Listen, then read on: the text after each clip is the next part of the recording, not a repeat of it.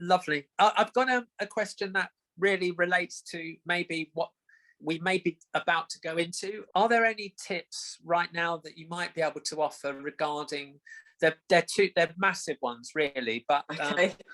anxiety and fear? I mean, I know they're huge subject matters, but what can we kind of do to try and prepare our minds for that kind of eventuality?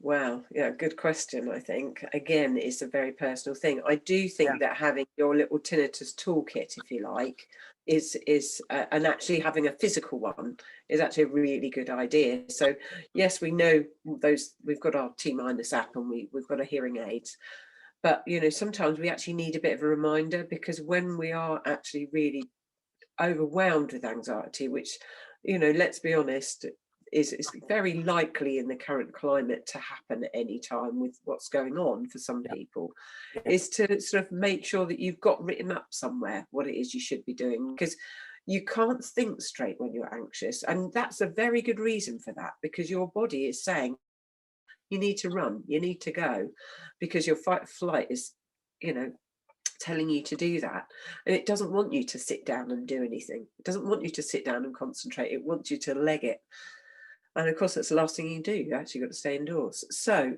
what you need to do perhaps is to think about having your little chart of things that you like to do that you can do indoors.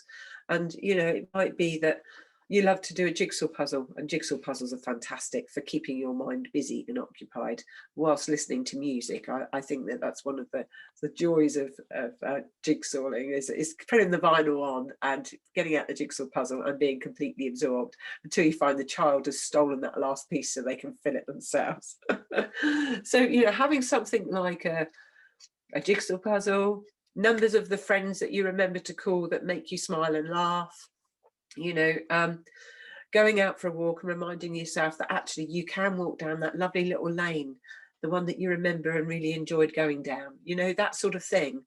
And making yourself a bit of an SOS pack, but part of your tinnitus toolkit really, of things that you can do for general anxiety.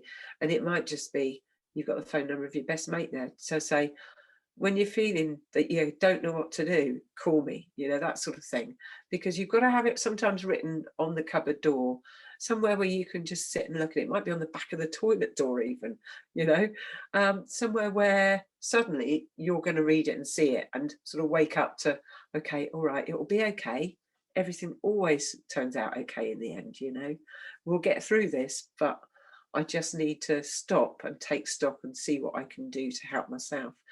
I think the most important thing at the moment is everyone needs to be kind to themselves. Whatever it is they love doing, obviously within reason, is just get on and do it. If you love that little walk by the stream and you can get out and do that, get out and do it.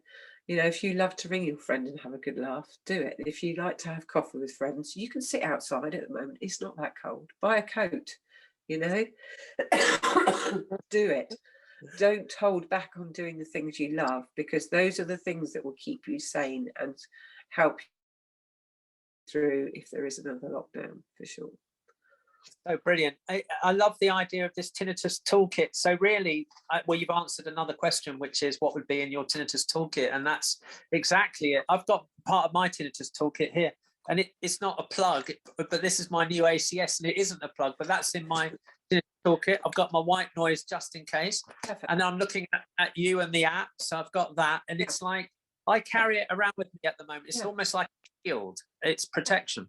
Well, a lot of people say, it's my little comfort blanket. I might not use that, but I don't want to give it back to you when I give someone a white noise generator and they've managed to overcome their problems, but they still want to hold on to that. And I think that's fantastic. And I'm very happy for people to do that. Keep hold of it. It's there if you need it, and you won't need it if you've got it. The chances are you won't. But if 10 years time you're having problems again, you dig it out the cupboard and you use it, absolutely fantastic. You're not having to wait to see somebody. You've got it there ready to use. So, even if things improve, you still want that little toolkit. You still want to know where that little package of things is, as and when you may require it. Absolutely, that's brilliant.